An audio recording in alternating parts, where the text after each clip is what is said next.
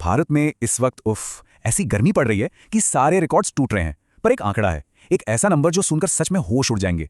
ये आंकड़ा सच में बहुत चौंकाने वाला है। 95। जी हाँ, 95। बस इस नंबर को जरा ध्यान में रखिएगा। तो सोचकर देखिए, पूरी दुनिया के 100 सबसे गर्म शहर और उनमें से 95 सिर्फ एक ही दिन हिंदुस्तान में थे। ये कोई मजाक नहीं है। ये आंकड़ा हमें इस हीट वेव की असली डरावनी तस्वीर दिखाता है कि ये कितनी बड़ी है और कितनी ज्यादा खतरनाक।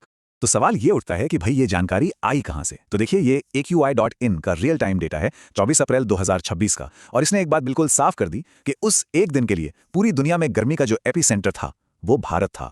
और पता है, जो बात इसे और भी ज्यादा डरावना बनाती है वो है इसका फैलाव। ये गर्मी किसी एक शहर या राज्य में नहीं है।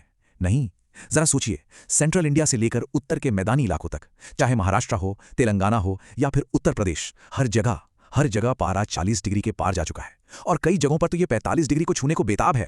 तो आखिर ऐसा हो क्यों रहा है? मतलब अचानक इतनी गर्मी? चलिए जरा इसके पीछे के कारणों को समझते हैं।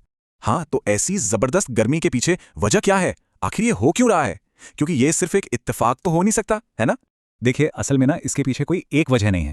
ये तो कई वजहों का एक तरह का परफेक्ट स्टॉर्म है। एक तरफ तो मौसम के वो कारण हैं जो अभी दिख रहे हैं, जैसे कि लगातार सूखी हवाएं, आसमान का एकदम साफ होना और प्री मानसून बारिश का लेट हो जाना। और दूसरी तरफ हैं वो बड़े बदलाव जो सालों से हो रहे हैं, जैसे कि दुनिया का बढ़ता हुआ एवरेज टेम्परेचर, हमारे शहरों का कंक्रीट का जंगल बन जाना जिसे हीट आइलैंड भी कहते हैं, और हाँ, लगातार कम होती हरियाली। बस इन सब ने मिलकर ये खतरनाक स्थिति पैदा कर दी है।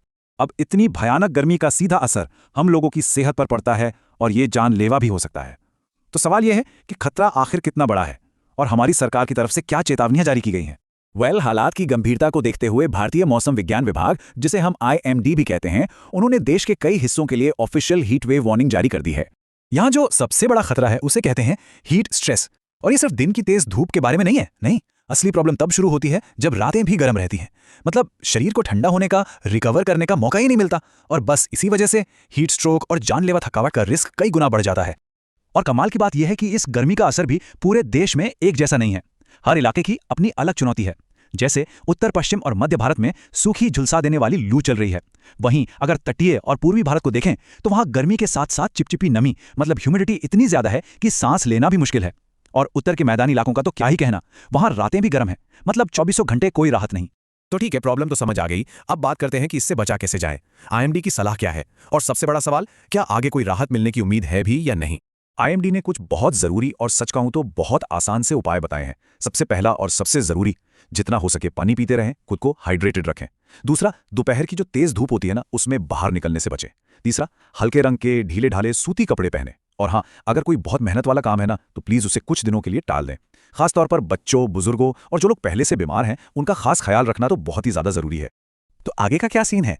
देखिए, मौसम विभाग का कहना है कि उत्तर पश्चिम भारत में 27 अप्रैल तक तो गर्मी का यही हाल रहेगा। उसके बाद शायद थोड़ी राहत मिले। लेकिन एक अच्छी खबर भी है, पूर्वी और उत्तर पूर्वी भारत के कुछ इलाकों में गरज के साथ बारिश होने की संभावना है, जो कि एक टेम्पररी रिलीफ दे सकती है। और आखिर में इंडिया टुडे की ये एक लाइन सब कुछ बयां कर देती है। ये जो हो रहा है ना, ये सिर्फ एक हीट वेव नहीं है, ये एक चेतावनी है, एक अलार्म है, एक संकेत है कि हमारी दुनिया तेजी से गर्म हो रही है और मौसम का मिजाज पूरी तरह से बदल चुका है। और सबसे बड़ा सवाल यही है कि आने वाले कल में ऐसी चुनौतियों का सामना करने के लिए हम कितने तैयार हैं।